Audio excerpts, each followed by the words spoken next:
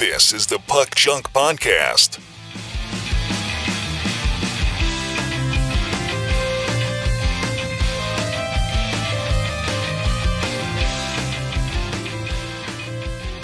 Hello and welcome to the Puck Junk Hockey Podcast. I'm Sal Barry, and with me is Tim Parish and Clemente Lisi. And today we are going to finally do our long overdue recap episode of the 2024 National Sports Collectors Convention, which took place in Cleveland, Ohio on July 24th to July 28th. Guys, thank you for joining me. Thanks everyone for putting this off a little bit because, Clemente, you were out of town. Me, I was like jet lagged. Well, even though I didn't fly, I drove, but I was still tired and then I lost my voice.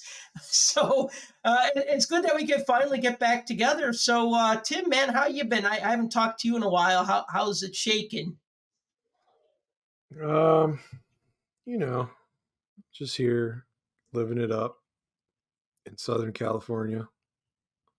Oh, wait, I don't live in Southern California. Never mind. No, I'm fine. Everything's good.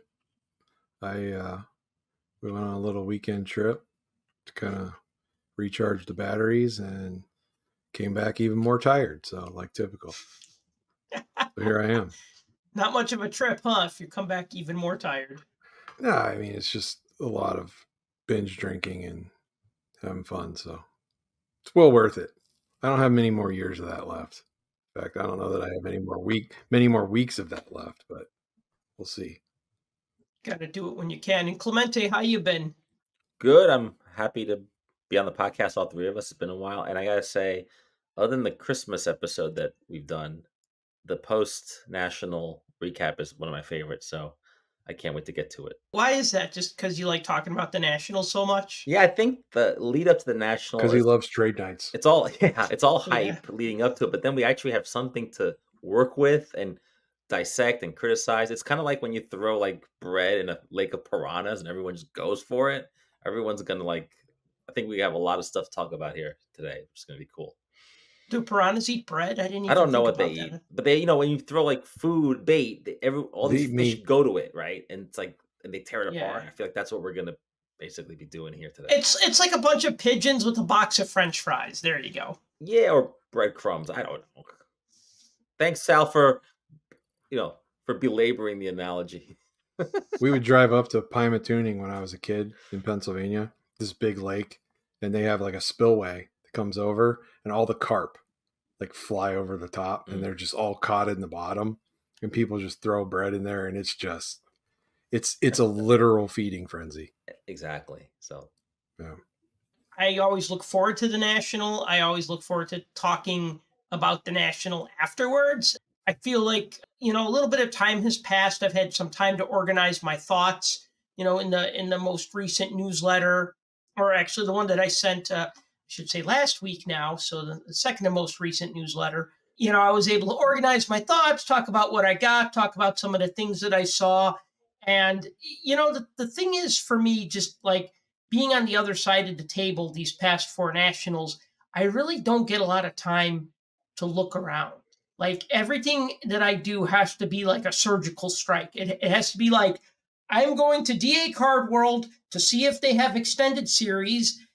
And if they do, then I'm going to buy it. And then I'm going to go to Upper Deck, and then I'm going to get my redemption packs. And then I'm going to hurry back to my booth, and I'm going to have my phone in my hand, because if my friend calls me and says, hey, someone's interested in a few of your shirts, I'm going to hurry back, because the sale takes precedence over spending money. So I don't really have time to look. I did a little bit on Sunday, look around, but it was really within just the general vicinity of my table. And by then people were packing up early and stuff. So, but yeah, it's a great show.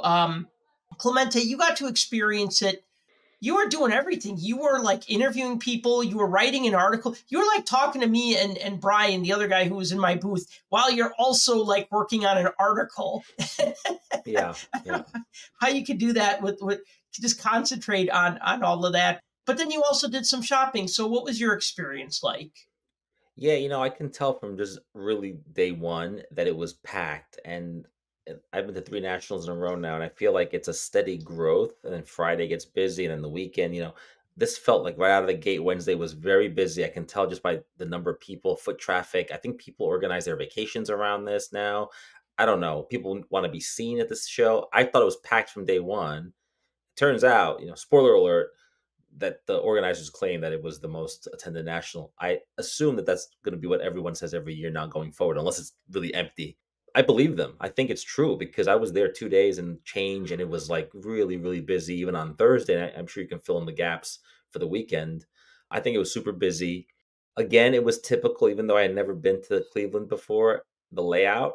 It was, you walk in, all the old vintage dealers are there. Your table was in that area. And then there is that auxiliary room, that secondary room where Whatnot had basically what looked like a casino going on in there. It was like lots of bells and whistles, sweat, noise, the main stage, all breakers, like everything was in there. And it was like basically for the first time, it was like, okay, this is old hobby, and then this is the new people. It was like segregated by bathrooms and a food court area. And it was like, depending on what you were interested in. Now, I like the vintagey part, even though I don't do a lot of vintage baseball. But those look like, it was normal. It was like a regular show. And what was going on in the other pavilion was really chaotic, I thought, and crowded and kind of a mess. And it's a shame because I think some of the dealers I might have wanted to see were in there. And I kind of quickly walked around in there because it was a sensory overload. The section that we were in, that you were in, I spent most of my time also at the corporates, which I will say seemed very subdued this year. At least the Topps Fanatics, Upper Deck Panini trio, they were in the back. Upper Deck had the biggest, I thought, and I wrote about that. They had a really big layout set up. I think Fanatics and Topps are hanging out and waiting for Fanatics Fest. So they're not really, they were kind of there doing their redemption thing, but they were not making all the noise they normally make. That's just my observation on day one, day two. I just want to interject really quick, just building off of what you said about like the older dealers being more towards the front, and then the new blood dealers and collectors and companies and whatnot being on that other room, because there was like two big rooms, like you said, split by the bathrooms and the food court in the middle. The new area, it felt like a cross between an old school shopping mall and a carnival. Yeah. Wouldn't you say? Like it felt like it was like a mall, but like because it had like a lot of lights and stuff, and if like you'd pass by and they got a neon sign, and they got a neon sign, and they got a light up sign, but we're indoors, but there's like a lot of lights, and wow, that's. But then there's also like a lot of excitement and craziness that you'd like expect in a carnival, like step right up and spin the wheel and see what grade your card gets or whatever. Interestingly enough, Atlantic City had that carnival atmosphere because it was a boardwalk. They were trying to recreate that in a way. I kind of got that. And then Chicago last year, not so much. But then this year, it was like, I likened it to like, when Biff wins, like when Biff gets a sports book and opens the casino. It was like that. It was like, oh, it's like a Mad Max type of situation here. And there's guys running around, and the air conditioning wasn't as good. And I feel bad for some of the new dealers because they were lumped into the Breakers Pavilion. I don't know that they all want to be in there, but I get seniority and everything else. It felt like two shows. That's what I'm trying to say. I know that Tim wasn't there, but last year in Chicago, that was, it was spread out.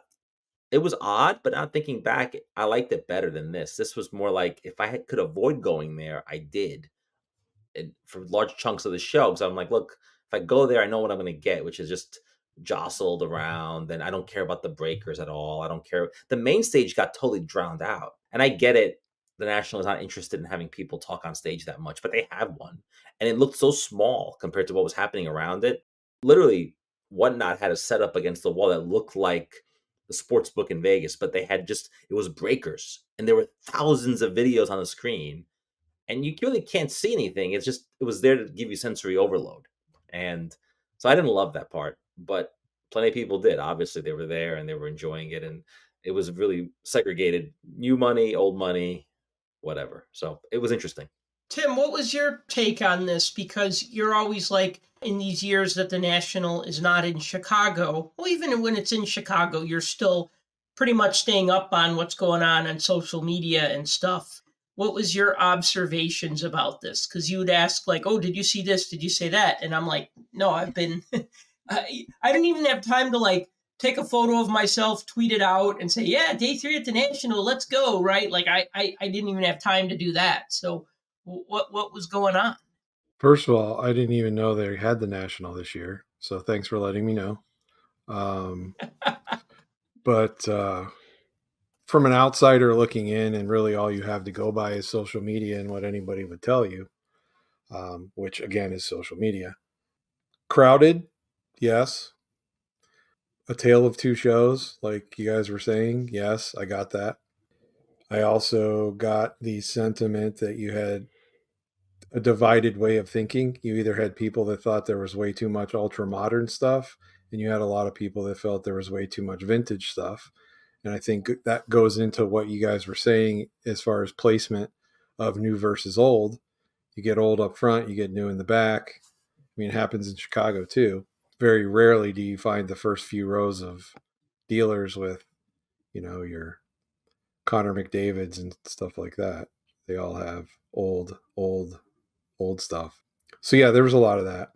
I feel like most of the people that went, that expressed their experience on social media, pretty much said that they had a good time for the most part.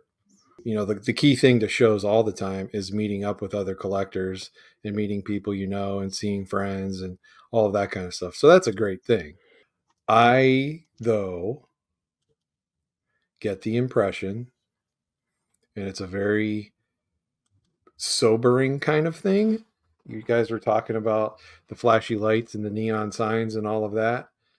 It sounds to me like they were trying to make this thing into a casino because gambling wins the day.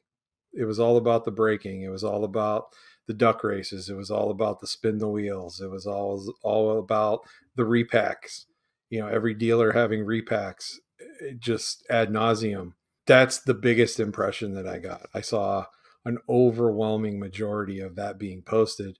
And even those that were just doing overviews and doing videos, like walkthrough videos on YouTube and the like, you could see from table to table, like it was the same stuff over and over and over again. It was like, how many dealers have repacks? Like, what is going on? I mean, it made me feel like it was 1990 again, where every table had a little sandwich bag full of random crap, and for $1 you could buy a grab bag, and it was full of 1987 Topps cards. It's like, yeah, cool. I'm an 8-year-old, and that's all I knew back then. But although I was well older than 8 at that point, but I'm just saying. And I'm not sure if that's the good message to give. I mean, I'm sure you can make the National whatever you make it. I mean, if you want to go out and search for the cards that you're looking for and that's what you want to do, great. If you want to go and meet friends and that's what you want to do, great. You turn it into whatever it is, because there's pretty much something there for everybody. But then when there's such an overwhelming push for that type of collecting, I don't know. I think it sends kind of the wrong message. And I get it. This is the one place that some dealers and auction houses have, the one time a year that they can get in front of people face to face and just put out as much stuff as they can. That's a bajillion dollars that the normal humans can't afford. I get that.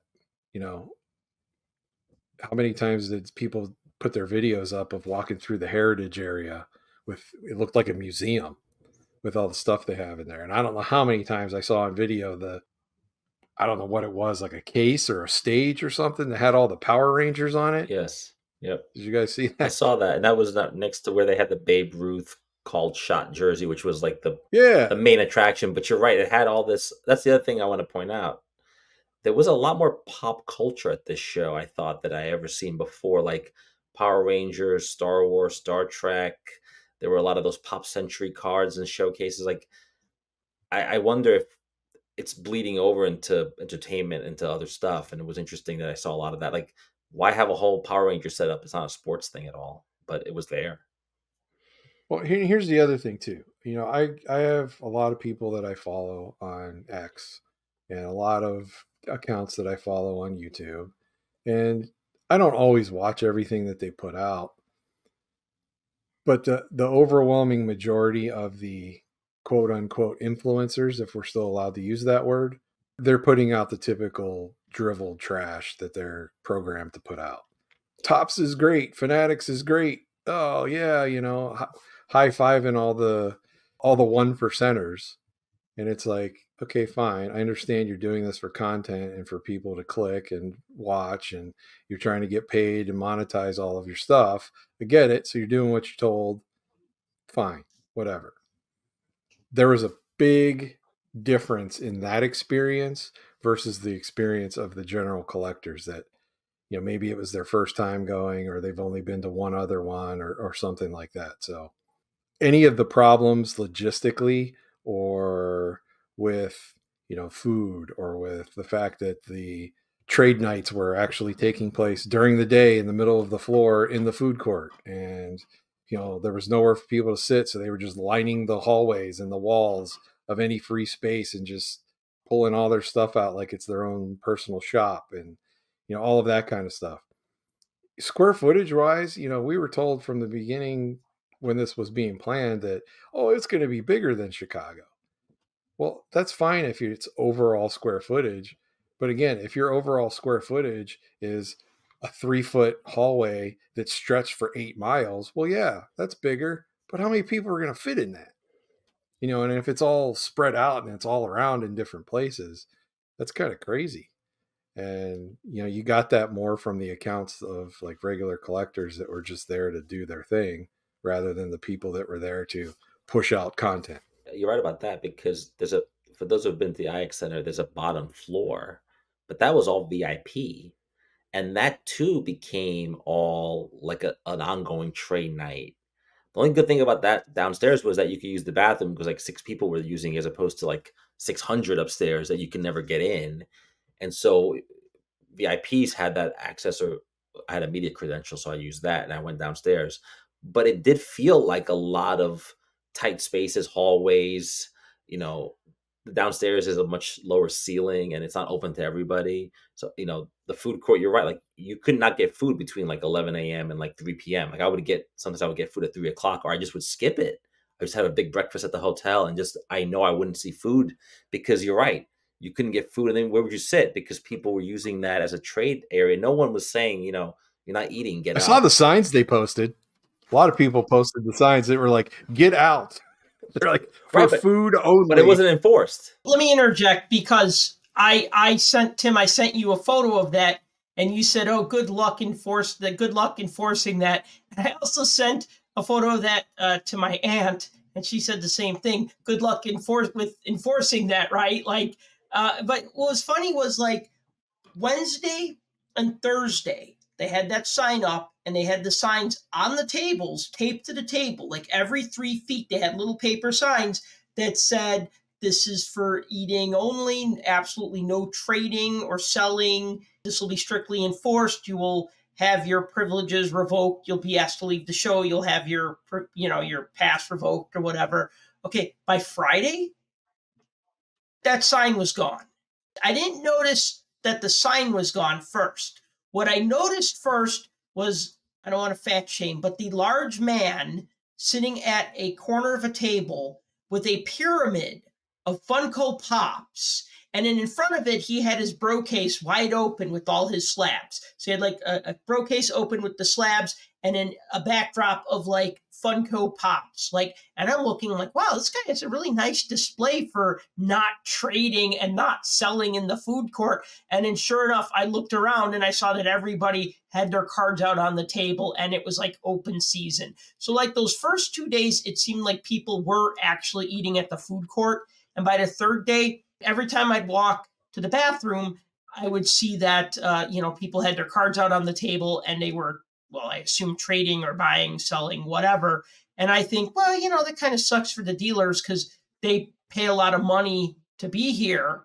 And now you got a guy, there's somebody 20 feet away from me, and they're buying and selling. And I mean, that's okay too, because there's room for this. It's just they still haven't figured it out yet, because it's like this phenomenon has grown. But one other thing I just want to say, and then I'll shut up for a little bit, is that one of the problems was, in order to get to the bathrooms, you had to go through the food court. And the food court was always packed with people either getting food, eating food, or trading cards, or waiting in line. So to get to the bathroom was just like an endeavor. That was tough. So that was like a choke point, right? Like, or if I wanted to go to the other room because I wanted to go talk to my friends who work for ComC, or I want to go talk to people that I know at BCW, or if I wanted to go talk to somebody in the other room, we'll just call it, it was going to take me a couple of minutes to get there because I had to kind of work my way through the crowd, and I imagine, Clemente, if you were on the other side, it was the same bathrooms for both halls, right? They still had to like come around. They almost had to like exit that room, whatever, and then go into like that middle area. So it was just like a really awkward layout for the show. And I think the Chicago show had more square footage, but that's because last year they had like the one giant hall and then the other giant hall. And it was, that's my bias to saying, yeah, Chicago, yay, better. But yeah, I mean, what do you guys think about? You know what? I'm taking you up on that. Just for that, I'm going to make sure it's in Chicago for the next 3 years. You're welcome. Do we know about 2027 for sure? Because I think people are just assuming, it's an odd number year, it's going to be in Chicago. I haven't seen anything that confirms it. No, not yet. I haven't either. Not yet, but there's a lot of rumors that it could be Chicago, but it could also be like Atlanta or Cleveland or whatever, somewhere different. But I think you may be right. They may be going to Chicago because it's a sure thing. And as odd as we thought the layout was last year, it turns out this layout was odder because you had that bathroom food court thing in the middle between, I wouldn't call it a room because there were no doors or anything. It's like a pavilion, a section. And people were coming and going. What I want to say about people using those tables to buy and sell, it bothers me because everyone goes to the show to buy and sell.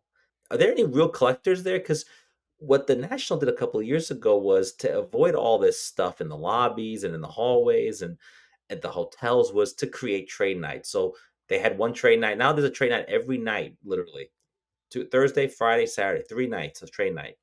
But like I was saying, leaving the IX Center was very difficult because it's in the middle of nowhere. And so you have to get on your airport shuttle or get an Uber. Good luck with that. So everything was an hour wait. So I would literally get into any airport shuttle, any hotel shuttle, because I knew the hotels were all in the same general area. And I think people just took over all the hotels in like suburban Cleveland and in Cleveland. It was really weird. And some people were 10 miles away, some people were 2 miles away, but 2 miles could take you an hour. That's how crazy it was because everyone was coming in and out of the place at the same time. Anyway, every hotel I ended up at, there was a trade night going on in the lobby. And so you multiply that by the official trade nights. Every hotel had a trade night in the lobby, which was they want to avoid because hotels are not set up for that. And then on top of that, the food court area was trading and buying and selling. At some point, it's got to stop. I mean, dealers have to wonder, like, why am I buying a table for? I'm just going to show up with a couple of cases and set up at the food court. Okay, they're not going to make the same amount of money. I get it. But I don't know. I think the National needs to either expand and sell more tables. Because on top of that, there was a soccer trade show going on nearby. Because soccer doesn't have a lot of room at the National, just like hockey doesn't. They decided it wasn't even a trade night. They had their own 200-table show. So people were spending all day at the National and then going to this other show at night. I didn't go to it, but I know people that did. And people bought tables there. It wasn't a trade night. And I'm thinking, like, this is really bizarre. Like, the National isn't even big enough to sustain all this stuff. And ultimately what I found was it was a great show for vintage baseball, modern basketball, modern football. Everything else was a far fourth place. Hockey, soccer, anything else. You would think from being at the National that soccer, auto racing, hockey, name a sport, it has zero footprint in the hobby. And that's not true. We know that's not true. We know hockey is a big deal. You wouldn't know from this show. I get it's Cleveland, but it was really, really... So for me, I agree what Tim said. Like, I walked around. 2 days was more than enough. If I had been there all 5, I would have been bored because there was nothing new to see. And I've seen some of these dealers in Chantilly, and they had the same exact stuff. It's like, update your inventory. Like, I saw you a month ago. You have the same stuff now. It's like, it's the National. Like, up your game. But people go to so many regional shows too now. I think that the National maybe I'm not saying losing its luster, but they need to modernize. And I know they had new show promoters, but they need to do something different. And I know Chicago, we won't have this food court situation. There'll be no food in Chicago. But the good thing about Chicago is you can walk out of the convention center and walk 10 feet and you're going to run into other hotels, other food, other options. And that's the beauty of Chicago over Cleveland, where it really felt like we were on Tatooine. It was like, there's nothing around us. It's like to get out of here, you need like an orb or some kind of shuttle to get out. Otherwise, you're stuck. And people were just sitting around outside, waiting around. And some people were elderly, people were carrying cases. It was not logistically, my big fear going into Cleveland was that people wouldn't come. And then when I was there, I said, I wish they didn't come because it was so many people. And so it was kind of really weird. And judging by a lot of people, they wish they didn't go either. Yeah, I think really Cleveland is not getting another national anytime soon, is my feeling. Not because it was Atlantic City bad, but they had issues with logistics, some Wi-Fi, first day especially. They do have some venues that are closer to downtown. I'm not sure why they didn't use it, other than the fact that this is closer to the airport and it's called the convention center. Yeah, also because a lot of those places have dates booked up. And the National just shows up and says, can we have the last week of July? And they're like, who are you? Like, no. Yeah, exactly. Well, and you brought up the new show promoters, and that's the thing. Everybody talked about last year in Chicago is like smashing attendance records and this, that, and the other. They're saying that about this year, too. They're saying there was well over 100,000 collectors over the 5 days that showed up there. Right. And, that could well be over what they had. Now, of course, they keep that number guarded and they never tell you. But again, that's the thing. If you're an influencer, you towed the line and it was like, the hobby's great, it's awesome, all the companies are great and everything else. And if you're everybody else, the crowd was very big. There's logistical problems, heavy traffic, couldn't get in and out of there, parking problems. I saw numerous people that have special needs or handicap complaining that it was a nightmare for them. Yeah. These are logistical things that the management team has to take into account when they're doing these, and has to work in conjunction with the group that manages the venue to try to work out the kinks and get it set up. I couldn't tell you how many times I saw the photo of the Tops semi trailer parked in handicap spots that was posted online. Like every 5 minutes it would come up in my feed of, hey, thanks, Tops. Here's this truck parked in handicap spots. But, spotty Wi-Fi, that's another one that shows up. But that happens everywhere. I mean, at least the air conditioning was working, right? Yeah, the air conditioning was working, but it felt like every man for himself a little bit. And I understand putting a show on like this is extremely difficult. But their big priority was security. I wrote about that because of what happened in Dallas with the $2 million theft. There were police everywhere, security guards. At one point, I heard days later, they were flying a drone around. There were a lot of people at the entrance. Like in the old days, like the old Nationals, you show up people would walk in and out even before the show started. Like, oh, you're a dealer, come on in. Now it's like, no, 8:30. Otherwise, we don't want you on the showroom floor. Like they were really strict about stuff like this because they didn't want anybody walking in and walking out with something. So I get all that. But when you focus just on one thing, other things you start to forget about. And then also they knew from the pre-sales, like VIPs, they know how many tickets they're selling. They know there's going to be a crush. And you have to wonder, as long as they're supporting the fire code, they're adhering to it. I wonder if they never stop selling tickets. They never stop, even if it's just for the day, because they want people in there. And what I noticed is people were basically I left on Friday and when I got to the airport, there were a bunch of people like me leaving. And I saw a bunch of people coming. I'm like, oh, so people come in waves. They're coming and going constantly over that 5-day period. Some people do all 5 days. Some people just do 2, 3, 4, whatever. But I'm like, look, people are coming out and new people are coming in. And it's a constant flow of people. It's a huge moneymaker, I assume. But there are issues. There are issues, though. I mean, as we know. I want to interject on a few of the things that both of you said. As far as dealers and security, the dealers were able to come in at 8:30 in the morning and not any sooner. Usually before that, it would just be it'd be kind of 8 o'clock or they'd say 8:30, but if you got there at 8:15, whatever. I mean, there have been times when I've showed up to a show before where they said, a 3-day show, 5-day show, like a sports spectacular or a national. But I remember me and Brian, we get there, and we got there at like 8:25. I was like, we got to get there early. I'm like, I gotta do some running around before the show, and I got new cards that I bought that I need to put in the cases, and so I had like all these things I wanted to do. So I'm like, if we get there a little early, that's fine. But we get there at like 8:25, and there were a line of dealers waiting to get in. Yep. They made us wait until 8:30. Yes. Which is funny though, because the show opened to VIPs at 9:30, but at like 9:28, I would just see people pouring in, and there'd be kids running all the way to the back, like I guess where Upper Deck and Tops was. So like, I'd look and I'd be like, well, it's 9:29. I have one more minute to set up. Go away. But then in the evening, they were very diligent about trying to chase us out at a certain time. So let's say like the show ended at 6.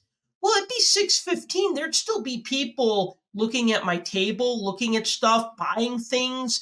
And then finally I'd be packed up at about 6:30, 6:35. And I'd say like, to my friend, hey, I'm going to run to the washroom. I'll be right back. And I come back and he's like, yeah, security yelled at me to you got to go. And I'm like, I'm waiting for my friend. He's in the bathroom. But, it's just like, well, gee, maybe security should be like telling the people to go so that we could pack up. Because I can't really put my cases away if somebody's looking at it and like, oh, show me this card, show me that card. What am I supposed to say? Sorry, dude, show closes at 6. You're like, no, I want to make one more sale.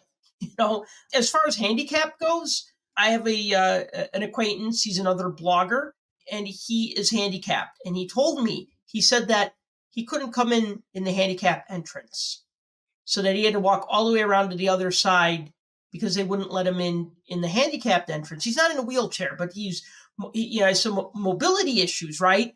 And so instead of making it easier for him, they made it harder for him. But then a couple days later, they figured it out because then he said, oh yeah, they let me in the handicap entrance this time. And that was like maybe like Saturday or Sunday, but like that first day or second day, he couldn't get in the handicap entrance. And then as far as like the Wi-Fi, I never have problems. Like usually I just use my own phone's Wi-Fi, and I'm always usually lucky enough to be close to the front.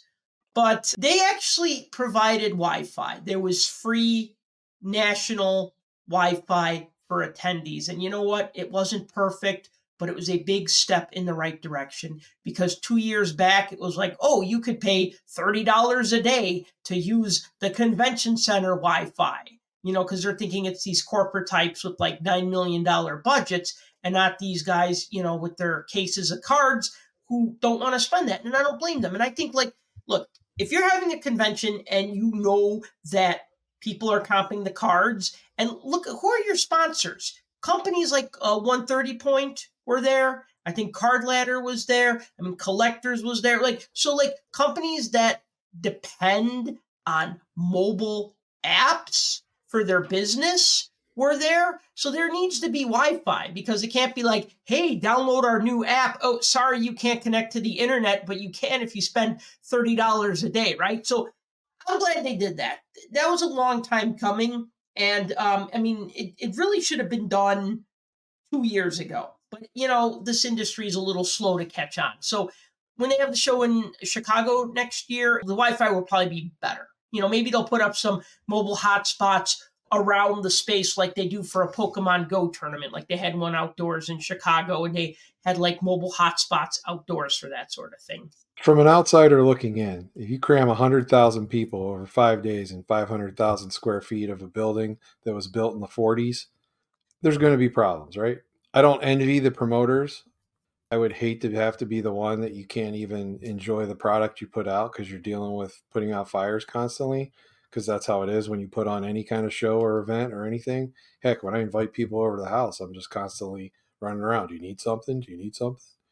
Even though I don't need to, I could just sit there and chill. But you want to be a good host. You do. You want it, and you want it to go off without a hitch. And I think we would all be in agreement that it's probably not the right venue. If the show continues to grow and be what it is, and the hobby continues to be as healthy as it is going forward, that's probably not a venue this can be in anymore. No, I agree. And look, I know that there were down years in the hobby, and in the down year or down years, a venue like this is fine because you don't get 100,000 people, you get Right. 50,000, and that's a big difference. Yeah, you're not pushing at the gills every single day with 20, 25,000 Right, people. right, and you can tell just by the number of people showing up. And my hotel was like a mile and a half away, and the guy who drove the shuttle, airport shuttle to the venue said, "I've never seen traffic like this.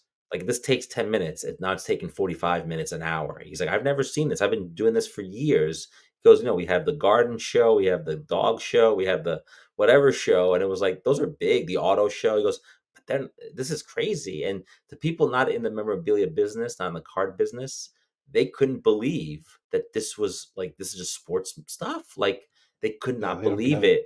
But having said that, I want to say that a lot of stuff in showcases, sure, they have the expensive stuff, but there were a lot of cards in showcases that were $10, $20, $25. Like prices have gone down of certain things.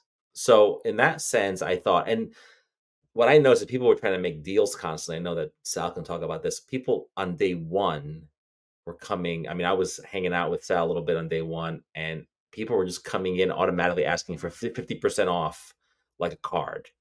And it kind of became a joke. And so I don't know. Sal can talk about that. And that I didn't do that. It's like if someone says they want $20 for this card, I'm gonna pay 20 or I'm gonna move on. I'm not going to start haggling. And this thing with haggling is I get it. We all do it at card shows, but it's getting annoying to the point where like you wouldn't go to like a department, you wouldn't go to Macy's and haggle. Like he's like, well, no, this is $100. We're not gonna lower the price because you're gonna pay cash. Like we take cash, like that's great. It's $100. Like we also take credit. It's $100. Like that was the thing that annoyed me at the food court. By the way, like the first day I got a pizza and they were like, "Oh, you're gonna use credit? It's gonna cost like another extra dollar." I'm like, "A dollar surcharge, really?" Like I'm doing you a favor using credit credit as opposed to cash. But Sal can talk about the $10, the new $5. I went to a restaurant yesterday with cash only, if you can believe that. What's that? What's cash only? I said I went to Oh. a restaurant yesterday that only took cash. That's no credit, that's rare. no nothing. That's also we Just don't pay cash. we don't pay taxes. Yeah, and they said if you don't have cash, there's an ATM out front. Well, that's the thing. I didn't bother using the ATM at the National. I came with money because I was like the ATM at the National always gets a lot of use. But anyway, I know Sal was dealing with a lot of people who were looking for deep discounts early on. So a couple of things, just as far as like credit only, I remember I did stop at the Upper Deck booth to buy that Wayne Gretzky art print, 8.5 by 11. It was $20. And so I go there, I'm talking to their guys. Hey, what's going on? Oh, hey, Sal, And so I pull out $20 and they go, oh, we don't take cash. We can only take card. I'm like, oh, okay. Well, here's my card. But then, of course, they charge tax on it. I'm like, okay, so now this $20 thing, you're just thinking $20, here you go. Now it's $21.84. And you're like, I like it a little bit less now because it wasn't just like a $20, all right, $20, here you go. Like I don't really collect art prints per se, but it's a hockey thing. And I kind of like stuff like that. You know what I mean? Like I want Upper Deck to keep doing things like that. But it did come in a big top loader, which was nice. Because, you buy something that's 8.5 by 11, you can't really fit it in a magazine because it's going to be bigger than a magazine. So you're trying to get it home without like it getting bent or damaged. So I thought it was nice that it was in a top loader. But as far as like dealing goes, and I'll just say this real quick. Wednesday was busy. Thursday was busy. Friday, Saturday were busy. Sunday was not busy. Personally, my busiest day at the show was Thursday. Like where I couldn't even get away from my table for like the first 6 hours of the show. Sunday was like, it was like even like a slow day at the Chicago Sports Spectacular. It's just slow and people were packing up and stuff like that. But yeah, there were a lot of people, they want to buy something for less than what it comps for and then take it to trade night. So you have $100 card and they want it for $60 because then they can take it to trade night and maybe, trade it for something that's worth $100 and they're coming out ahead or whatever. And I don't know. I don't pretend to understand the logic on that. Now, Tim, you did tell me about the repack culture, and that was actually very helpful. A couple of guys came up to my booth. They were hockey guys, but they were also hobby bros. So they were hockey hobby bros. So already I'm conflicted, right? I'm like, I want to like you guys, but yeah, I mean, I don't dislike the bro cases, but and the thing is that what people will do is they'll be like, I'm interested in this card and this card and this card, and it's just like, oh, okay, my 3 best cards in the case. And then they're always like, well, what can you do for me here? And it's like, dude, you picked my 3 best cards in the case. Like, I think I told the guy, I said, you picked like 3 of my best cards. I said, these are the cards where I make my money. Like, these are the cards that I want to get the sticker price for because I know I can get the sticker price for it. You know what I mean? The $5 card, $4, okay, fine, whatever. The 3 for $1 cards, oh, you bought $18 worth, 15 is fine, right? Whatever, right? Like, that's one thing. But when they pick something high end, and then they want a deal on it, and it's like, well, no, that's how I make my money is by having these really good cards, And if you pick like one good card, one mediocre card, and one like okay card, then yeah, I'll work with you because you're taking the stuff that maybe I've been sitting on for 2 or 3 years. But when you're like, oh, I really like that rookie patch auto, and I like that other rookie patch auto, and I like that autograph that's numbered out of 9, it's just like, yeah, so does everybody. I think they were like doing some sort of repack. And so they were like, oh, we need cards for repacks, right? And then the next day they came to me and they're like, oh, would you buy low end and mid range hockey? I said, yeah, I'll always take a look. And then they had this card and they're like, well, it sells for $100, so we'll give it to you for $90. And I'm like, no, I can't make money on that because it might not be a $100 card tomorrow. It might be a $90 card tomorrow. And then I got no margin on it. Well, okay, well, we'll give it. And then he was like $80. And I'm like, no, he's like, come on, we're doing 80% of comps. I said, dude, depending what it is, somebody comes to you with the Gretzky rookie that you could sell for $1,000.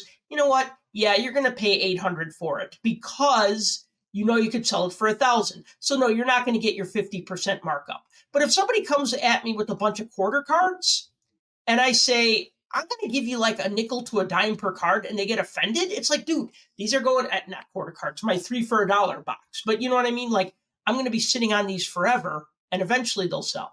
So it's like the bro case culture doesn't understand the showcase culture. I'm making it a war. It's the bro cases versus the showcases. And so there's definitely a disconnect there. You better patent that. Yeah, I should. I maybe make it another T-shirt: showcase versus bro case. The battle continues, right? By the way, you want to hear something funny about the bro cases? Is that people were already with their bro cases at LaGuardia Airport in New York when I was going to Cleveland. They were at the gate, and I realized I'm like, and then some of them were exceeding their limit on carry-ons because they had like a knapsack, then they had like a carry-on bag, and then they had the bro case, and that's 3 bags now. So there was no overhead space. People were checking in bags. They were wheeling and dealing on the plane. I'm like, I'm not even there yet.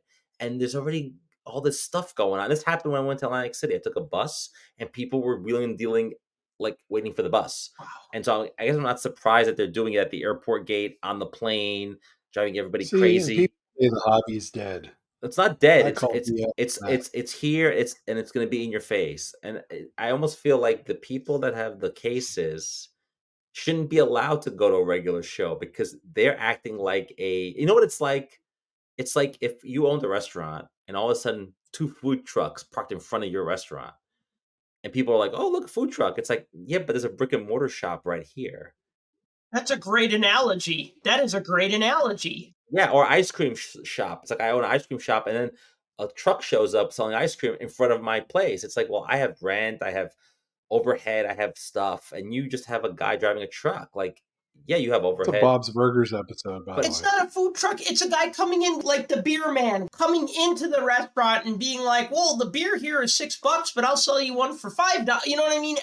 And basically undercutting your business. And I'll say this, like 2 guys started working on a trade, like after I didn't want to buy something, like then the guy was like, oh, what do you got, right? And then I was very nice. I said, guys, would you please take your transaction elsewhere? And they're like, oh, yeah, we're sorry. And I said, no, that's okay. I just want people to see my showcases. And, so I was nice and they were respectful. And like I said, there's enough room for everybody. You should say, what do you think this is, the food court? Get out of here. No, but it's true. You were near the food court. That's why I say that. You were literally across the way from the food court. So, but I guess my big concern. Yeah, your analogy with the food truck. Yeah. I said that was a Bob's Burgers episode. Was oh yeah. Where it was like the whatever festival and all the food trucks came in and like everybody was eating at the food trucks. And like nobody's coming to the restaurant.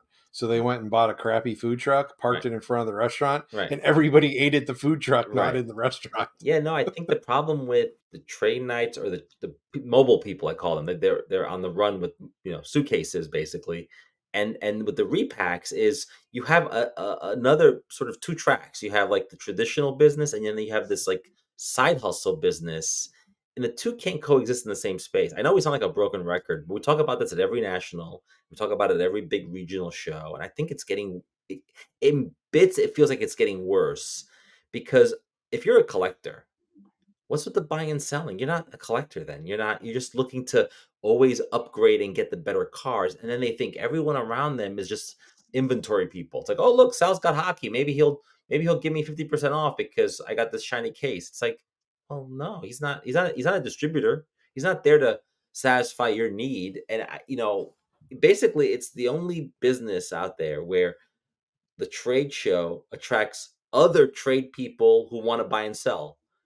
I mean, there are collectors out there. They must exist. But you know what the collectors are doing? There's some guy sitting at a table looking to finish his like set from 1962 Topps baseball, and he's going through his little checklist like on paper with a pen. He's checking things off. He's wearing like a poker dealer like visor or something.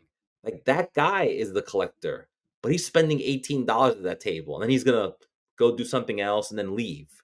That's not high end. That's not making anybody a lot of money. But that's the people that I want to cater to. Like one thing that somebody advised me when I started getting into doing card shows, and I talked with somebody who had a Master of Business Administration and taught business classes, and he said, you know what? It's 70% knowing your customer. He says, I know you know your products. It's 20 to 30% knowing your products and 70 to 80% knowing your customer. And I told myself, I said, you know what? I'm not going to appeal to the guy who wants the PSA 10 Ovechkin because I'm going to have to pay a lot for that card. And then I'm not going to make a lot on that card. And it's just going to be too much because guess what? The guy with the PSA 10 Ovechkin Young Gun, he's going to want top dollar for it, right? So then I buy it. And then how much more can I expect to make for the guy with the bro case who's like, hey, got any PSA 10 Ovechkin Young Guns, right? And he's going to want it for a little less, or maybe he'll pay comps, but he won't necessarily pay over comps. So that's not who I want to cater to. I mean, believe it or not, I sold a lot of Carolina Hurricanes cards. I sold a lot of Carolina Hurricanes cards. I had a guy buy $50, $60 worth of Canes cards that I had. And then another guy spent $20. And then another guy, and I'm like, oh, I'm sorry. So, 2 Caniacs came yesterday and cleaned me out of 90% of my Canes. That's who I want to sell to, like the collectors, right? The guy who says, oh, cool, you have a Bob Probert rookie. I really like Bob Probert. I'll buy that card off of you. Not the guy who's like, oh, it's not graded a 10. Speaking of 10, though, my joke, and I said this earlier, it's like 5 is the new 10. Like 50 is a new 40 or 40 is a new 30. $5 is the new $10 because I had $10 cards and everybody wanted it for $5. Like one guy bought a $10 card off of me and then I had another card that was $10. He's like, well, would you take 5 because I paid full price for the other one? I'm like, yeah, you paid $10 for a card that's comping at $10. I mean, what do you want from me? I know I sound like I'm complaining, and I probably shouldn't sound like that because I don't want to sound like that. It's just an observation. It's frustrating, but like Patrick Swayze says in Roadhouse to his when he takes over as the head bouncer, step 1, be nice. Be nice. So I always try to be nice, even if I disagree. No, I can't take that. Yeah, but the rest of that is until it's time to not be nice. Oh, okay, yeah. Well, it never came. It's a card show. It never comes to blows, but it's just like no. But yeah. But what I get at, Sal, is that you are nice, but the thing is, the frequency with which people were asking for that starts to become like on day 1. I remember even day 2, it was like a lot of people would say, "I give you 5 for that, not 10." And I'm like, look, it's already a miracle that a $10 card is in a showcase. And maybe because I'm shy or I don't really want to haggle, it's like, look, if it suits me, I'll buy it. And if it doesn't suit me, I'll move on. But this whole like, let's do it for $5 because I have a $5 bill in my hand and I bought one at full price and all this stuff just seems silly to me. Like, I don't know. It's not because they want to resell or they want to go to trade night. Some people are just looking for a deal. If you're looking for a deal, then go on eBay. And I think maybe it's the eBay ComC culture where, I told you this, guys. Like, I have stuff on ComC for like $3, and someone's like, "Can I give you $2.40 for that?" I go, "Really? Like, what was nickel and diming now? 60 cents? It's like, why even ask for that?" I would have went to 242. And everyone thinks like, I don't know why if everyone thinks they're getting a deal. People feel good about getting a deal. I don't know. It just seems very strange to me that in this hobby, because I think, Sal, you were telling me this a while ago, when you're at like these toy fairs or toy shows, people are not doing that. So it could be just a card thing more than other hobbies. They're doing that a little bit, but it tends to be when they're spending a lot of money, and then it's easier to work with somebody when they're spending like $500. Right, not $10, 500. Yeah, the $5 thing is still a $5 thing, and the $10 thing is still a $10 thing. I mean, I had a $10 card, and this kid came up to me and he said, "Would you take $5 for that?" I said, "Oh, no, thank you." He said, "Okay, how about $8?" I said, "Oh, no, thank you." He said, "Okay, I'll pay $10." I'm like, "Oh, thank you." But what's with all that? See, I do all that in my mind. I don't just blurt things out like that. How old was the kid? Ballpark. Old enough, 14. Oh, that's yeah. Because it's taught. That's all it is. Yeah, I think so. Oh, I know it's taught. I remember at the 2021 National, this grandfather, I overheard him say to his grandson, he's like, "Now you ask him if he could take this." And I'm like 10 feet away, but I can hear because I got good hearing. And then the kid's like, "Is $10 the best you can do?" And I'm like, "Yeah, I'm sorry." He's like, "Okay." But I saw his grandpa was coaching him, and I'm like, "Oh my God." It was like a bobblehead for $10, and that's what they're going for. Yeah. I can understand sometimes like when you say, okay, I'll give you like a perfect example. A couple weeks back when I bought the Connor Bedard Young Gun, and I bought it for $300. The dealer had it tagged at $350. And I said to him, I said, "This card is selling for about $300 on eBay." I said, "I want to be respectful of your price, but if you sold it on eBay for 300, 350, you'd pay 10%. And I said, "So would you be willing to take 300?" And he's like, "Done." You know what I mean? Like, it was just, and I wasn't like, "I'll give you 300 for this," or, like I was nice. I wasn't giving him a lecture, but I had in my mind that I was going to get a Bedard Young Gun for 300, and I did. But I did it when the card was comping at between 250 and 350, not when it was comping at 800. There's like a time and a place, but like when somebody has something that you just don't see anywhere else, like the guy that has the Gordie Howe rookie card, kind of hard to get him to budge on the price because who else has one? So you said something about cases earlier.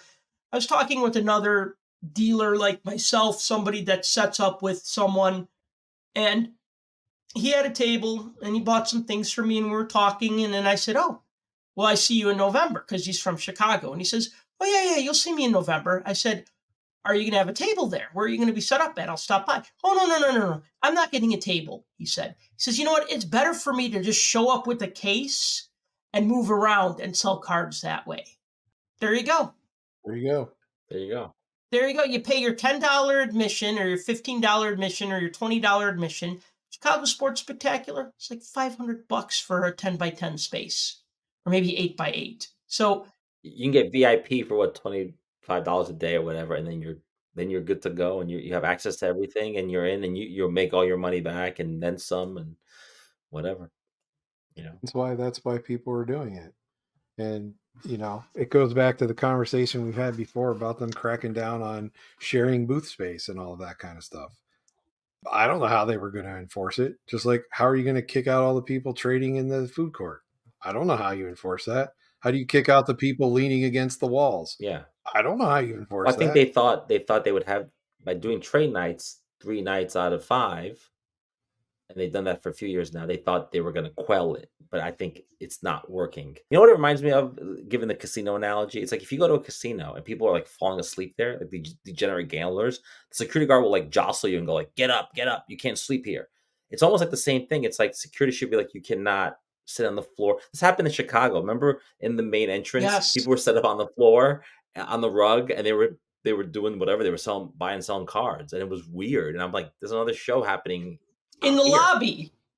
In the lobby. Yes, that was nuts. Right.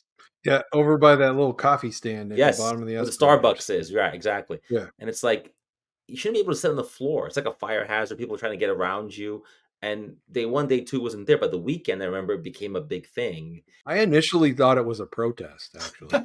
Where people are sitting. I thought it was students protesting some war that they know nothing about. Sit-in. But turned out it was people trading cards. Yeah, it was young entrepreneurs. No, but so I don't know that the dealers or the show promoters can stop this. This is just what it is until there's a lull in the hobby and these people go away. Some have already gone away, but there's a lot of young people, kids. They're like wheeling and dealing $1,000s at a time, and you're right, it's learned behavior, but they're not really collectors. And that's the thing. I feel like the great thing about this hobby is the collectors, the people that buy a card, and yeah, it's nice to find out what the value is. But the truth is, if I wanted to sell all my cards from the 90s, in the 90s, I would have made my money then. I wouldn't have waited 30 years to all the cards to be worth nothing. But I have an emotional attachment to them, nostalgic. I love to look at them, whatever. We all have that feeling. This is not an investment for me or for most people. And I think this is where the lines are blurred. And when you get to a national and everyone shows up in the same space, you just see it. It's all sort of all in the same space. And you're like, okay, it's like oil and water. We're not mixing here. It's like we're sharing a space, but we're in parallel hobbies. It's like, parallel universes. But sometimes those universes mesh in Sal's case, because when you're a dealer, those people come into contact with you. Look, as someone walking around as a buyer, it doesn't really affect me because no one's trying to sell me anything. It's like I'm the one initiating the potential sale. And so I think if you're a collector, like the guy I mentioned who just is looking to finish his sets, he doesn't even know what's happening at the food court. He just knows he can't get a hamburger or can't go to the bathroom. He doesn't really know what's happening. He's not going to trade nights. Because I can see the people that were leaving the building on trade nights, they were leaving and they were like my age or older. They were like, I don't care about trade night. Trade night was for the younger folks. So it's interesting. It's an interesting dynamic. It's not changing. I feel like at every national we talk about this. It's getting worse in some ways. It's interesting. I just don't know ultimately if the hobby can sustain it. I think it can because there's a lot of money to be made. So everyone's making money. Everyone's happy. Like, without knowing details, Sal, there are people who were saying this was their best national ever, dealers. Yeah, I heard that. I mean, for me, it was maybe not, it was like maybe my worst national, but that's not really saying much because we're kind of splitting hairs. I mean, anytime I have to go on a road trip, there's added expenses versus being in Chicago, sleeping in my own bed and not a motel, and just, making something in the microwave when I get home versus going to a restaurant and every night and ordering dinner, So besides that, though, I mean, like I said, the Sunday was kind of like a down day for me. Like it almost felt that like the show was really over Sunday. Like Wednesday, Thursday, you get the really hardcore people who want to buy the things that they want to buy and they want to get there first and they want to see it first and they want to get their mitts on it ASAP. Friday, Saturday, you get a lot more of the casual collectors who still want to buy. Day trippers.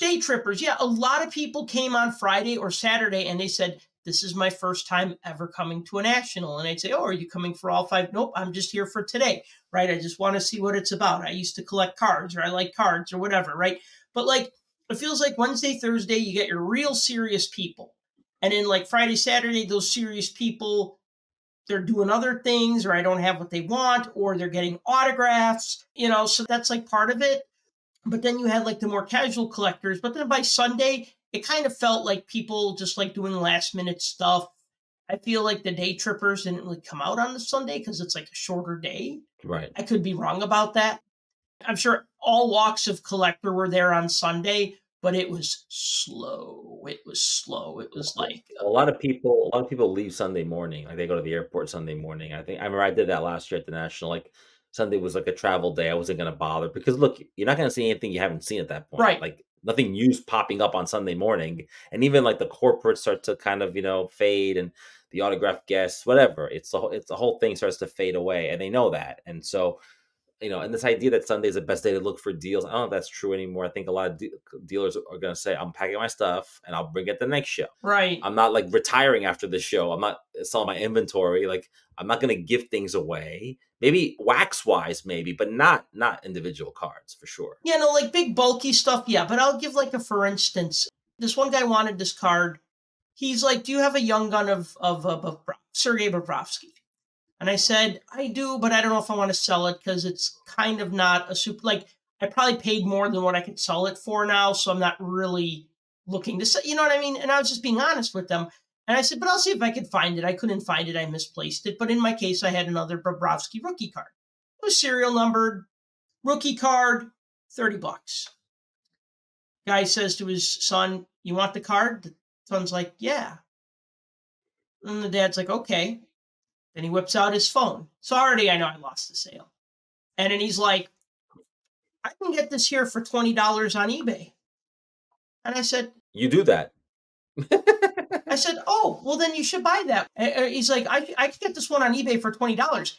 And it has a lower serial number, too. And I said, oh, okay, then you should buy it. Right? Like, and I was being nice. I said, oh, you should buy it.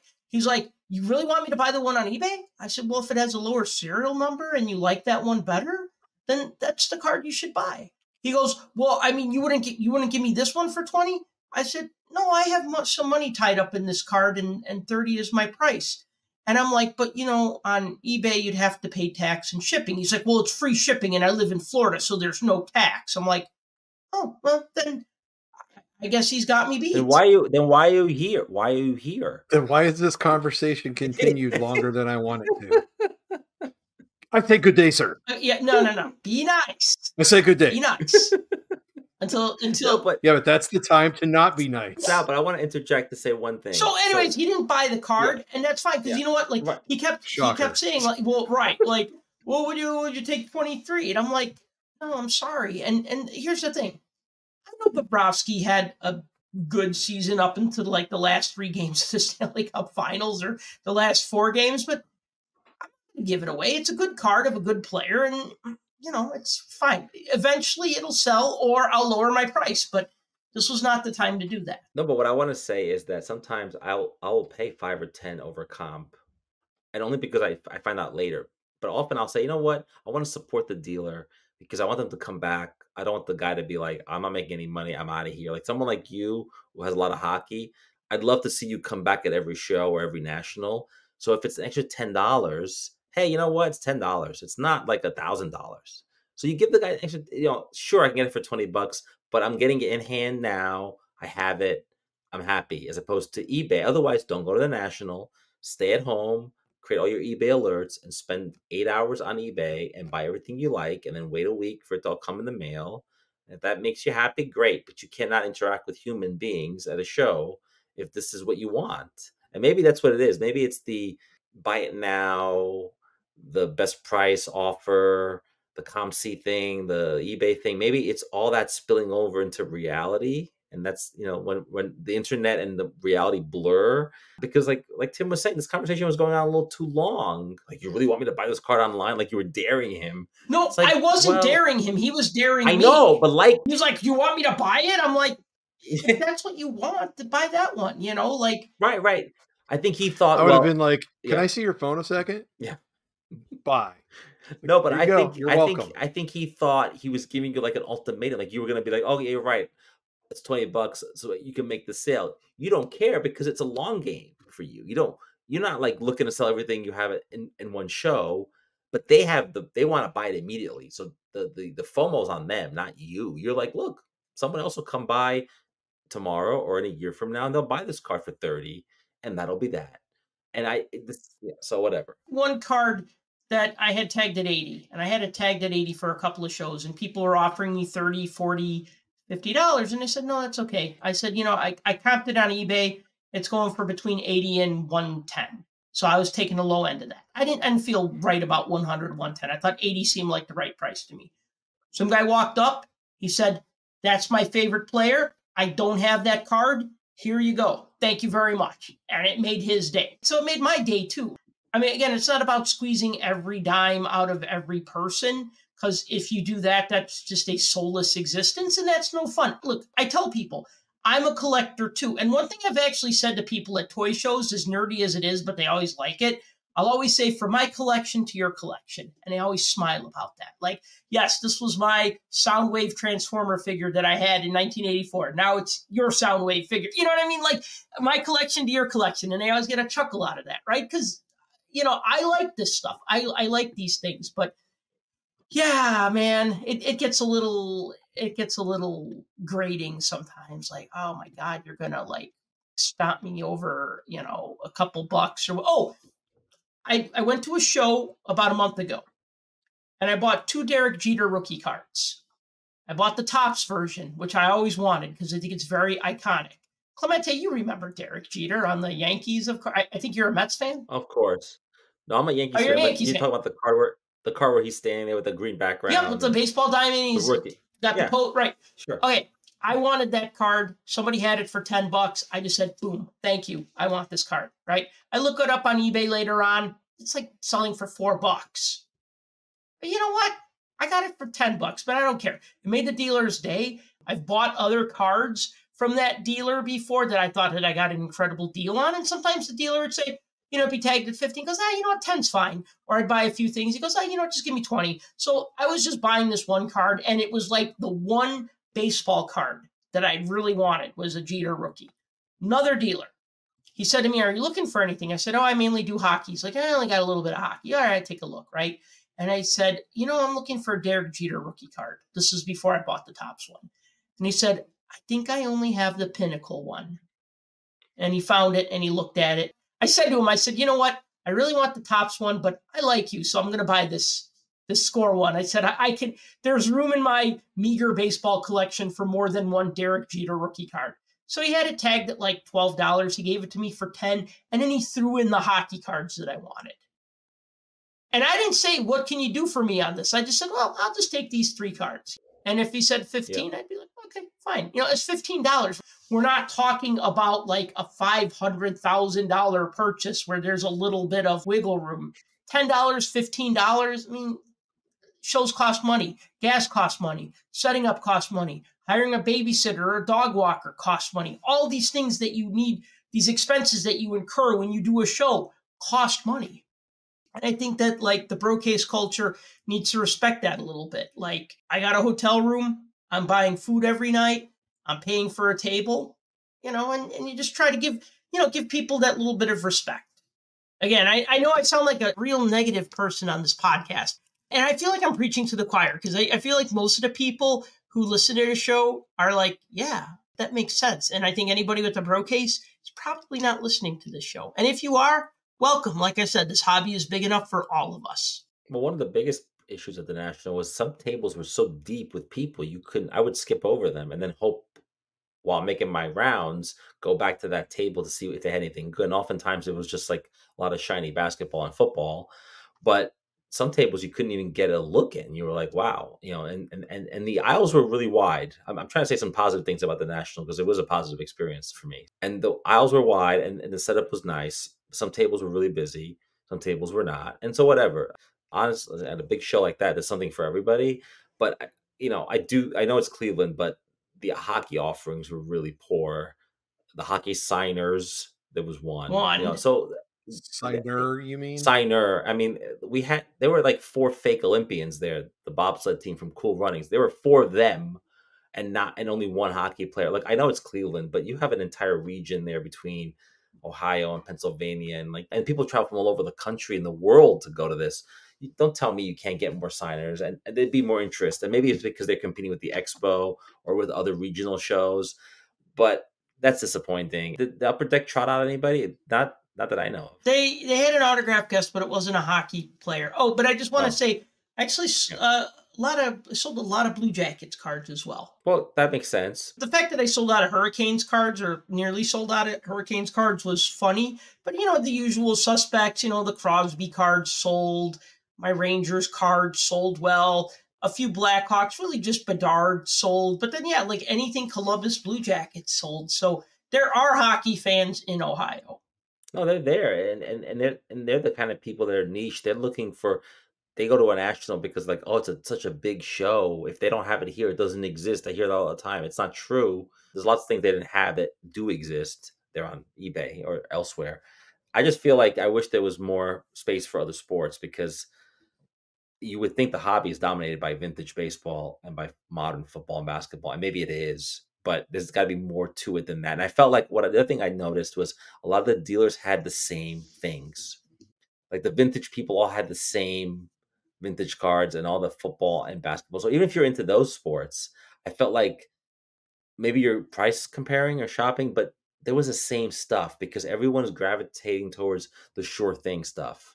And I thought, it's like, look, I want to see stuff I don't normally see, or see variety and diversity. I didn't see any of that. I'm like, oh, it's all Patrick Mahomes. That's all that everybody has, because that's all that sells is Patrick Mahomes. Wembanyama. Or Wembanyama, or whoever else, or whatever, Jackie Robinson, Mickey Mantle, the icons of baseball. And that's it. You would think the hobby was dominated by 6 athletes in 3 sports. It's not the case. And I felt like maybe Chicago offered more variety. Last year, for sure, there was more variety. I mean, Tim and I got hockey. There was plenty of hockey. If you looked around, then maybe Chicago's a better city for it. But I was disappointed in that. And people had told me afterwards, well, it's Cleveland. The Cleveland Nationals always like that. It's always really poor for hockey. But I thought maybe I'd see more.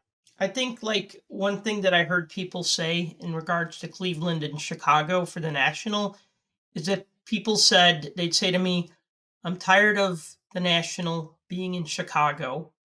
But then they'd also say, but I'm excited that it's going to be in Chicago. Like, I'm excited that it's in Chicago next year. Yeah, I'm a little tired of being in Chicago, but it's a good venue and it's better than this one. So I just don't know. I want to see what Tim thinks, but sometimes having something in the same city for a long period of time, you could iron out the kinks. Like a lot of the kinks that Cleveland had, won't be able to iron them out, because if they get it in 5 years from now, it's a whole new set of people, a whole new, like the last time they had it, the National in Cleveland, it was a very different world. And so I feel like having it in one venue for a stretch is kind of helpful. What do you think, Tim? Like, as long as it's not been changed or remodeled or reconfigured or something, you know what you're going to get already. So you package something up and you've done it there a million times. You've already run through the process. Now, right, where it changes is when you try to switch it up and do something different. Like the first year they did the Breaker Pavilion in Chicago was like, that was ridiculous. They've since worked out the key. I mean, you guys remember the year they had the Olympic Pavilion? Oh yeah, I do. Yeah. That was 2013, was it? 11, 13, 15. Yeah, and so somewhere around there. I think it was. Yeah, and it was like a one-off thing, but they tried to stick everybody that specialized in Olympic memorabilia and everything else all into that one area, and it was just like, that's craziness. Right. Why was it crazy? I thought it was a good idea. It didn't work out though, right? Well, I don't know that it worked that well, because I remember so many people were like, where's the Olympic stuff? It's not out here on the floor. Oh, well, it's in that room over there. You got to go through there, back where the autograph people are. Yeah, kind of like where we walked to when I picked up that vintage hockey lot last year. Like that kind of off to the side. And back when they had the autographs, in that section, unless you were getting an autograph, a lot of people didn't even go back there. Right. They just stayed out on the main floor. So, I mean, yeah, that's their fault, but whatever. It is what it is. At this National, I didn't get an autograph. I barely walked in that direction, because why go there? It was full of lines, full of people. I didn't even go, but it reminded me of Atlantic City. It was like very segregated off to the side. Look, we're in the middle of an Olympics now. If this Olympics idea was such a great idea, they would have done that now. But, yeah, they've only done it once. That's the only time I remember them doing it. The opening ceremony was on the Friday of the National. It doesn't work. Unfortunately, people are not looking for that niche. They rather spend that space on giving it to Whatnot and then have all these people breaking cards, throwing them in the garbage, keeping the two they like. And I would walk by tables that look like dealer tables, but they were just guys with cameras just breaking on the internet. And I'm like, why are they here? Like, I mean, for people back home to watch them breaking, like they're always breaking. And because that's the thing. And they were breaking there, and nobody was watching them. It's like they were in their own little world. And I'm like, and then the cards they were pulling out, I'm thinking like, well, could I buy those, or do you sell them? I mean, what are you doing here? Like, so you walk through there once or twice, and you're like, this is not for me. I don't know what this is. This is like, oh, your favorite breaker, you see him up close. Well, I don't care, but people do apparently. I mean, I understand that. That's how the repack thing is. Yeah, and that's the whole the repack thing is another layer to this annoying cake that is been created because they are some of them were saying we'll buy 80-90% because they need inventory and they're creating their own product to compete with the wax because no one's buying wax anymore. Very few people are buying wax because it's a total crapshoot. And we talk about this hobby being more like gambling, and I think Tim is right. I think it's manifesting itself like a casino. Like maybe it's Freudian, but it felt like that. It was like, why does it look like a casino in here? Like it's weird. And like there's a lot of bells and sirens and whistles and neon signs. It was like Vegas. It was very weird. I didn't think of that until Tim mentioned it. The more you get to gambling, the more you get to become like gambling, the more you're going to get eyeballs from regulators. Well, we say that all the time, but we're not there. But maybe we'll be there, but we're not there. This is pushing it closer. You mentioned the whatnots of the world. And so back when they had that Olympic section at the National, there was no whatnot. There was no case break pavilion. There was no 130 point. There was no Ludex. It was a completely different hobby. So if you're running the National and you say, hey, we have all this space, why don't we do a section for Olympic collectors? But anyways, one of the Olympic collectors told me something that I remember. He said, this is probably better for us, the Olympic collectors, than for the sports collectors. Because the Olympic collectors that were all set up in that separate, it was kind of separate room, but it was still part of the show. You could still see it. You just had to look for it a little bit. They were trading with each other. They were buying from each other. And like one guy that I bought from, and he was this guy from, I think he was from Russia. And he had like a lot of Soviet era Olympic and Soviet postcards. And I actually ended up buying a photo from 84-85. It was of Dominik Hasek's team in the Czech Republic. And he's like a rookie. He was young. He was like a teenager. And that was like his first year of playing pro hockey in the Czech Republic. And I bought that from this guy. But another dealer I was talking to, who was actually a really big Dallas Stars fan, he was telling me, he's like, yeah, you know, we like this because we see each other's stuff. We trade with each other. We buy with each other.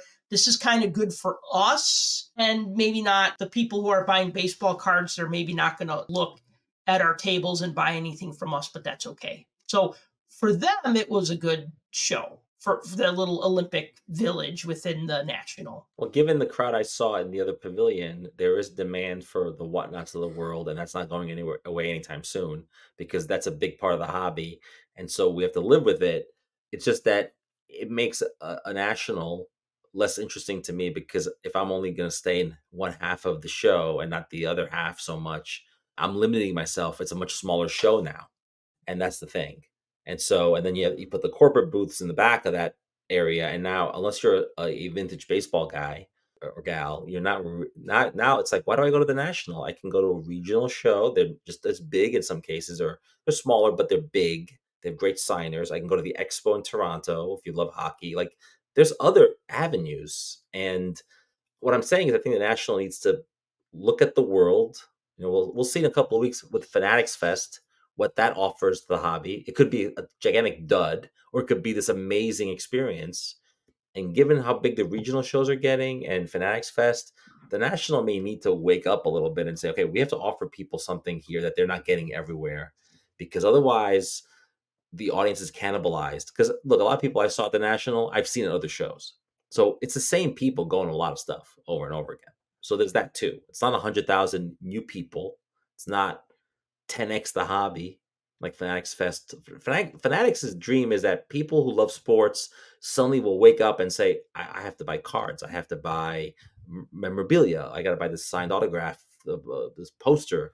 They have to convert people that are already kind of in the tent, but are not. And we'll see. I'll be at Fanatics Fest in New York. I'll let you guys know what that is like. I was going to say, you're going to that? I'm going to that. I'm going to cover it. It's funny because it's like the first time in my life that I'm not looking forward to a show because I don't know what to expect. I'm afraid it's going to be like a lot of Fanatics merch, and I'm not interested in. I feel like it's going to be Comic-Con for sports. If you look at the list of signers, they already have more hockey signers than the National did. They have Austin Matthews. They have Lundqvist. They have Mike Richter. I mean, they're going to have some New York athletes there. And there's a lot of baseball, a lot of basketball, a lot of football. I mean, there's a lot of athletes there. So signing-wise, it's on par with the National for sure. What they offer on the stage remains to be seen. Do I really want to spend all that money to watch Tom Brady be interviewed on stage? I don't care. I can watch that on YouTube or not at all. So we'll see if the Comic-Con experience can become a sports experience. If it sticks, though, the National in the future will have to do something, I think. Having been at Comic-Cons, anime conventions, toy conventions, and card conventions, I've been saying for years that card shows need to be more like comic book shows, like Comic-Cons, because the card show model is pretty much show up, buy stuff, go home, come back the next day, show up, buy stuff, go home. And I think one of the reasons why trade nights are so popular is the interaction. We see all these collectors, but we don't get to interact with them. When I've done anime conventions, yeah, they have a dealer room and you buy stuff, but they also have panels. The panels are fan run, but you get people together and, hey, we're going to talk about fighting video games in this panel, and we want the audience to participate in what you think, and it becomes fun. And then what you're doing is you're enjoying the hobby with other people who enjoy the hobby, but it's not necessarily just like, I'm buying this thing, right? And that's always been my problem with the card shows. It's like you buy stuff, you go home. Like one national, it was the 2017 one. I remember Topps had a panel after the show ended, like that Thursday or something. And they were just talking about their new products. And they had a little bit of a Q&A. The room was packed. There was no place to sit. And it's because people wanted to hang out with other collectors. I was hanging in the back of the room. I was half paying attention to Topps. And I was half passing out business cards and networking with people. Oh, what's your blog about? Oh, you have a YouTube channel. Oh, tell me. And we need more of that. We need more just like, let's give people a chance to hang out and enjoy the hobby together without this expectation of like, you have to buy this expensive thing like all the time. So yeah, I do kind of hope it's like Comic-Con. One Comic-Con, I remember Kevin Smith, the director of Clerks and Mallrats and all those great movies. He did a Q&A. It was freaking awesome. Now, again, I've seen a lot of interviews with him, but the fact that the audience could ask him questions was amazing. Now, I know Tom Brady's not going to be answering questions. Maybe Henrik Lundqvist will, because he's a media guy. He kind of knows how to roll with it now, maybe. So I think that like when you can do that sort of thing and get people excited and happy and just get to be with other people and geek out about that stuff, that's what this hobby needs more. It's got to be more about geeking out and less about spending every dollar. Or not. Sorry. That was a bit of a rant. Hopefully the National can accommodate some of those elements. I know the Expo has done that in Canada. Hopefully they can accommodate some of those elements, because it may take experimentation. They may have to say 1 year, look, we're going to do stuff on stage, and maybe nobody will show up to it. Who knows? But maybe we won't do a trade night one night, but we'll do after hours. We'll do something. We'll bring a guest in. We'll do something. Maybe the corporates can do that or whatever. The thing about Fanatics Fest, before it even starts, there's no Panini, no Upper Deck at this show, so it's closed. It's a monopoly. So I'd love to see a Comic-Con type show that's open to everybody, and that only the National can do that. Fanatics Fest is not going to do that. So that's the thing. This is going to be a Fanatics, you are the best, rah rah. And if Tim thinks that the YouTubers we're fawning at the National, oh boy, at Fanatics Fest, it's going to be, it's going to be bad. It's going to be, hide the women and children, because it's going to be like these people are going to be in ecstasy because they want access. And that's the thing. Essentially the sound that my pool makes when the water's not quite above the jet. is what you're saying it's going to sound like? Yeah, for sure. Okay. Because it's going to be, it's going to be like, we're just happy to be here. And can you believe all these athletes are in one place? It's like, yeah, I can believe it. The National did that 2 weeks ago. Like, it's not that hard. It's not that impossible. They're supposed to have 350 dealer booths in their collector zone. The trade pit, or whatever they call it. Yeah. Like you said, with all the other manufacturers not part of it, obviously, because why would they make them part of their own thing? I wonder if they're going to ban anybody from selling anything other than Topps products. Well, that'd be impossible. It's impossible to police that. It's Fanatics, though. Fanatics has so many rules in place that they're policing the hobby, and they want you to collect like they say, and buy what they say, and do what they say. I mean, they're even having a collector workshop stage where they're having all of everybody's favorite podcasters and biggest names in the hobby and stuff sitting on stage to like tell people how to collect cards. Right. And I'm sure it's all going to be buy Topps products. Well, because they're assuming that for some people, this will be the first time they've ever been to a show. And maybe that's true.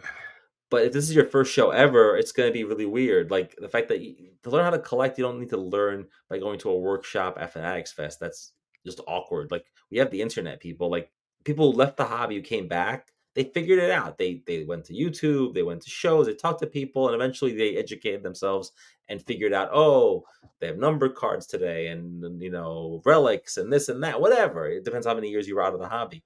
But the idea that this is like going to be some kind of like, oh, we're going to teach you card collecting 101, it just seems very odd. I know we're off topic here, off the National, but Fanatics Fest is the gorilla in the room because it's happening 2-3 weeks after the National, and it's seen as this potential competitor. The Fanatics people know that by having this show in New York City 2.5 weeks after the National is shots fired. Like they're making a statement. Now I know Javits was not available at different times. That's what they told me. So they had to pick that date. I get it. But it's also happening during the same weekend as the White Plains show, which also has Mike Tyson and other big names going to that show. I heard Mike Tyson will also be at Fanatics Fest though. So I guess one day he's at one show, one day he's at another. I'd love to really go to the White Plains show that weekend to see like what's happening there. Is it dead? Are people going to be there? Is it competing with that? It's the same people that organize the National. It's all very sort of interesting, I think. And we'll see. We'll know a lot more in a couple of weeks, like where the hobby is going, because it's Fanatics Fest. I know they're going to have others, but it's a make or break. If it's not a success, it's going to inform them on what they should do in the future. Now, Fanatics will tell you it's a success. It doesn't matter. They're going to tell you it's going to be great. Mm-hmm. But we're going to see it with our own eyes. I'll be there. Social media will speak. They can't hide around that. And we'll see if the people want it or not. And we'll see. Look, I'm all for experiments. I just think it's going to be super interesting. And also, people I spoke to at the National, a lot of people in corporate booths were like, oh, yeah, we got a booth at Fanatics Fest. We got to go to that too. Like nobody wants to go in the middle of August, in the middle of their vacation or whatever it is, or like 3 weeks after this huge hangover. They're like, oh, yeah, we got to do another show now. That's what I was hearing from people. Oh, because all the grading companies are going to be at Fanatics Fest. Some of the auction houses are going to be at Fanatics Fest. They were invited, and they paid a lot of money for booths, I heard. Exactly how much, I don't know. But they're going to be there because they have to be there, right? Because they never know. Fanatics might buy them over otherwise. But they're going to be there. Well, I mean, they may already have PSA and SGC. So. Right. So it's this huge universe, and they've been working towards this for, was it 3 years ago now they announced they're buying Topps? It's like 3 years ago in August. Like they're building towards this. This is like Michael Rubin's like dream, and having it in New York is the ultimate for them. It's like the capital of the world. It's where their headquarters are. It's a big deal. I'm surprised there's not a dress code requirement. Everybody has to show up in white. Yeah, the White Hamptons party. I was talking about that with some friends of mine just the other day, and I'm like, he draws all these celebrities, and they're gonna be some celebrities there because my daughter was like, oh, all these rappers and singers are gonna be there. It's gonna be awesome. And I'm like, yeah, they just announced who was the rapper, Travis Scott. Yes, he's gonna be there. It's got like a special drop that's gonna hit. It's like a Fanatics Fest only thing and stuff. I'm like, it's very much a bold name. This is getting out of hand. It's very much a bold name, celebrity to be seen place or event. And it's like they've bought lots of radio ads in New York. So if you're in the New York market, they're on the radio constantly, which makes me think they need to sell tickets or, I don't know, but they did a whole radio thing and it's all I spoke to the people at Topps, and they were like, "Oh yeah, it's just a New York market thing." They definitely want to appeal to the New York sports fan, that's for sure. Look, I live in New York, and New York in the middle of August is fairly dead. People are away, so it could be that just a bad time of year. It would be much better to do in November or in October or in April, like when it's nothing is really happening. But when you're in the middle of August off the national. New Yorkers will probably go, but no one's traveling to this. I'd be shocked. I can't wait to interview people and talk to people and see, hey, did you get on a plane and come here? Because that'd be astonishing to me if they did. I think you're going to be surprised. Well, guys, any last thoughts before we wrap this one up? I don't have any. Arguably, I never had any to begin with. So. Look, I love dissecting the National because it's such a big deal. And so it's fun to kind of take it apart and see what works, what doesn't work. And, I think people that were there probably agree with what we think, what we say, because it's the reality. It's got its good and its bad. It's just that I kind of always wonder about the future. And look, we're going to be in Chicago for the next 2 years. That's predictable. I like that because, if they want to experiment, they can, because at least the container is predictable. And that goes a long way. By the way, people already tell me they're booking their hotel rooms for the next national. Like, already, I'm trying to get over this one first. So anyway, but I hope we'll all be there and we can have a mini reunion there in person. So, well, definitely people shouldn't get the wrong idea. We're not the get off my lawn curmudgeon-y guys that don't think the hobby needs to grow unless it grows how we say it needs to grow. But oh wait, yeah, we are. Never mind. Ignore that. Be nice. We just like good governance. Like, we like a hobby, but there are no rules, and we'd like to have the hobby watchdog. Yeah, hobby. We'd like to create an iron circle around. Wow. Wasn't there a guy that said that? One of the influencers out there said that. Guardrails. You did? Yeah, I forget who That's it was. Crazy. Somebody said that once. Well, we would certainly like to know if you, the listener, went to the National and what you thought about it. You can contact us on social media. I'm at Puck Junk. Tim is at The Real DFG. Clemente is at Clemente Lisi. And these are our Twitter handles, Twitter, whatever you want to call it, Puck Junk, The Real DFG, and Clemente Lisi. You can hit us up there, or you can also mention it on the Facebook Puck Junk group. So anyway, thank you for listening to the Puck Junk Hockey Podcast. As always, if you've enjoyed this show, please be sure to like and subscribe. Please be sure to pass the word on to your friends. If you'd like to support the show, you can do so by purchasing a t-shirt at shop.puckjunk.com. And until next time, collect what you like and be nice. Till it's time not to be. For more hockey goodness, follow us on Twitter at PuckJunk.